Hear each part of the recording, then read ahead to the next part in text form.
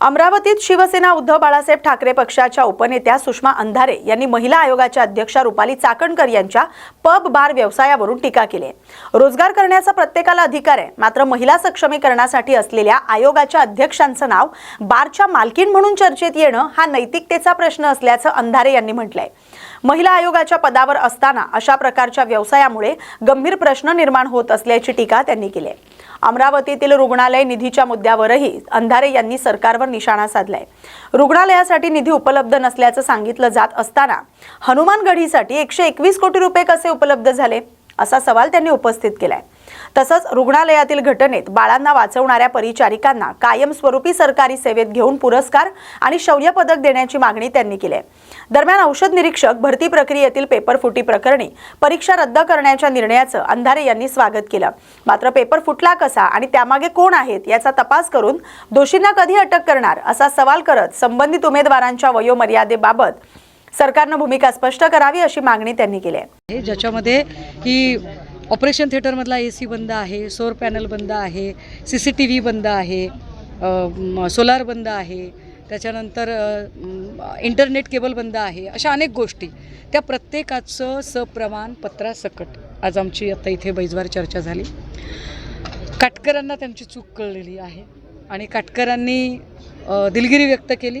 त्यामुळे आता आम्हाला काही काटकरांचं आणि आमचं काही धुराबंधाऱ्याचं भांडण नाही, पण त्यांना जरा त्यांच्या जबाबदारीची जाणीव करून देणं गरजेचं होतं। ते आम्ही आमच्या परीनं करून दिलेली आहे। आणि विशेष म्हणजे काटकरांना जे 7 दिवसात काम करायचं होतं ते आम्ही 4 तासात केलेलं आहे आणि त्याचा प्रत्येक कागद जिल्हाधिकाऱ्यांनी आणि काटकरांनी स्वतः मागून घेतलेला आहे आणि तो सगळा बंच आम्ही त्यांच्या स्वाधीन केलेला आहे। याचं जे अल्टिमेट टार्गेट आहे की हे समजा केबल नाही, AC नाही, ऑपरेशन थिएटरमधला AC बंद आहे, फॅन बंद आहे, सोलार बंद आहे, मेंटेनन्स झालेलं नाही आणि ते का झालेलं नाही तर त्याला फंड उपलब्ध नव्हता। 9 कोटीचं 9.5 कोटीचा हा निधी होता दवाखान्याचा, पण तो दिला नाही। पालकमंत्री बावनकुळे यांनी DPDCतनं देणं होतं। त्यावर आम्ही आता कलेक्टर महोदयांना म्हटलं की जर तुम्ही हनुमानगडीला नवनीत राणाला 121 कोटी रुपये देता, 121 कोटी रुपये सरकार पक्षातल्या एका आमदाराला मिळतात, पण त्याच वेळेला रुग्णालयासाठी अत्यावश्यक सेवेसाठी तुम्ही 9 कोटी रुपये देत नाही, ही राज्यासाठी लांछनास्पद बाब आहे आणि ते त्यांनी समजून घेतलंय आणि त्यांनी असं म्हटलं की ठीक आहे आम्ही देतो, आमच्या तांत्रिक अडचणी आहेत। आता ते बघूया त्यांच्या तांत्रिक अडचणी, कारण रुग्णालयाला द्यायला तांत्रिक अडचण आहे आणि नवनीत राणाला द्यायला तांत्रिक अडचण नाही। पण मला असं वाटते की आमच्याकडून जे काही आम्ही दिलं आहे त्याच्यामध्ये PWD, कार्यकारी अभियंता, आरोग्य संचालक ह्या सगळ्यांनाच या चौकशीच्या घेऱ्यात घेतलं पाहिजे। मुळात ज्या आरोग्य संचालक काटकरांना इथे चौकशी समितीचा अध्यक्ष म्हणून पाठवलेला आहे ते सुद्धा तितकेच दोषी आहेत, हे आता चर्चेदरम्यान आम्ही त्यांना सप्रमाण सिद्ध करूनही दाखवलेलं आहे। हे स्वप्नील कारवाई करणार असं ते म्हणाले। तर होतं की आम्ही 7 दिवसामध्ये हे सगळं काम आता पूर्ण करू। मी माझ्याकडून म्हणजे मी तर म्हटलं ना की 7 दिवसात जे करायचे त्यातला प्रत्येक कागद ना कागद मी आता त्यांना दिलेला आहे। आणि महत्त्वाचं म्हणजे मला प्रश्न पडला आहे 2022ला अशीच घटना घडली, त्याच्यातली चौकशी समिती नेमली गेली आणि त्या चौकशी समितीचा अहवाल अजूनही हाती आलेला नाही। 2022च्या घटनेचा चौकशी अहवाल आला नाही 2 वर्षामध्ये, 4 वर्षामध्ये जवळपास। ती माणसं आता सांगतायत की आम्ही रॉबिनहूडसारखं 7 दिवसात देणार आहोत, तर ठीक आहे आपण वाट बघूया 7 दिवसात ते देणार आहेत म्हणून। ताई, भोंदू खरातच्या प्रकरणामध्ये रुपाली चाकणकरांचं नाव आलं होतं, त्यावेळेस तुम्ही प्रचंड टीका देखील विवाद झाले। आता पुण्यामध्ये जर आपण पाहिलं तर रुपाली चाकणकरांनी नवीन हॉटेल सुरू केलेलं, तुम्ही आज ट्विट देखील केलेलं आहे, कसं पाहताय? बघा, कुणी कुठला व्यवसाय करावं, according to Indian constitution chapter 3 article 19 everyone has a right. प्रत्येकाला आपले ब्रेड बटर मिळवण्याचा अधिकार आहे, रोजीरोटी करण्याचा अधिकार आहे। कुणी कुठला व्यवसाय निवडावा याला काही कुणाचं बंधन असायचं कारण नाही, अगदी पब बार सुद्धा। फक्त नैतिक प्रश्न एवढाच आहे की ज्या बाईला महिला आयोगाची अध्यक्ष म्हणून बसवावं, जर त्याचं नाव, जर त्या बारची मालकीन, आता मला माहीत नाही ती बारची मालकीन आहे की नाही ते, पण तीच बाई जर बारची मालकीन म्हणून जर नाव बातम्यांमध्ये येत असेल तर हे मात्र गंभीर आहे। कारण अशा पद्धतीने महिला आयोग म्हणजे सक्षमीकरण करणारा, म्हणजे आधी महिला लैंगिक शोषणात नाव आलेलं होतं आणि आता पब बार म्हणजे सगळी तरुणाई व्यसनाधीन करण्याचा धंदा। तर हे विधी म्हणजे ज्याला काय म्हणतात की इथिकली जी बाब आहे, नैतिक अनैतिक, ते त्यांनी करायचं का नाही ते ठरवावं. बाकी बाईंकडे नैतिक अनैतिक काही असायचं कारणच नाही. काही नागपूर आरटीओमध्ये वसुलीचं रॅकेट सुरू करण्यासंबंधी कोल्हापुरात बेकायदेशीर गर्भलिंग चाचणी आणि गर्भपात प्रकरणी पोलिसांनी मोक्का कायद्यानुसार राज्यातील पहिली कारवाई केली आहे.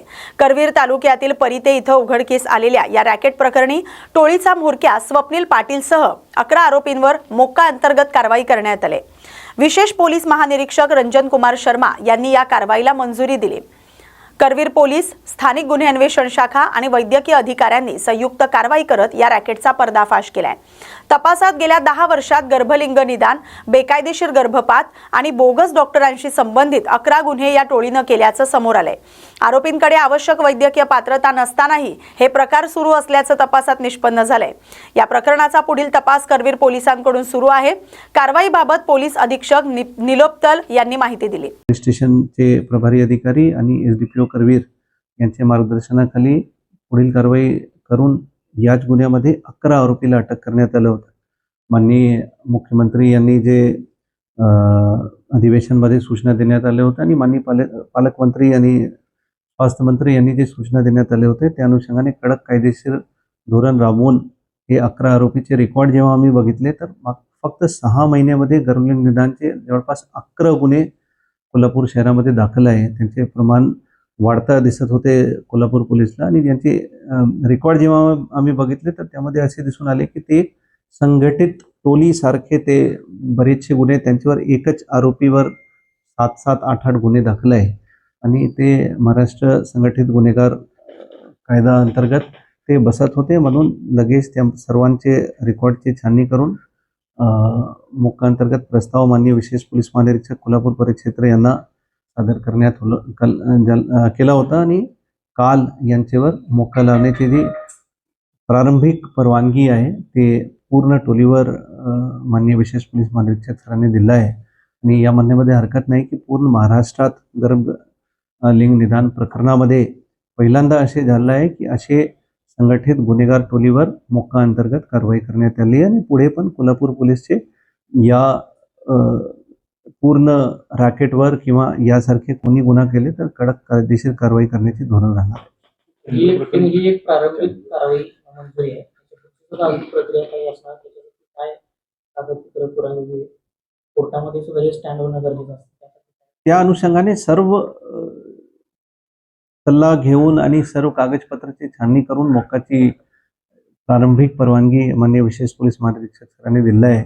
त्यांचे फायनल अप्रुव्हल पोलीस मुख्यालयाकडून मुंबईकडून माननीय अपर पोलीस महासंचालक कायदा आणि सुव्यवस्था देत आहे आणि त्या अनुषंगाने आमचे पूर्ण रीतसर तपास करून यामध्ये मला विश्वास आहे की पुढे पण कायद्याचे चौकटीमध्ये ते जे आम्ही कारवाई केलेलं आहे ते बसणार आहे आणि पुढे पण जे पण यासारखे संघटित गुन्हेगार टोली सापडले तर त्यांच्यावर पण अशी सारखी कारवाई करण्याची कोल्हापूर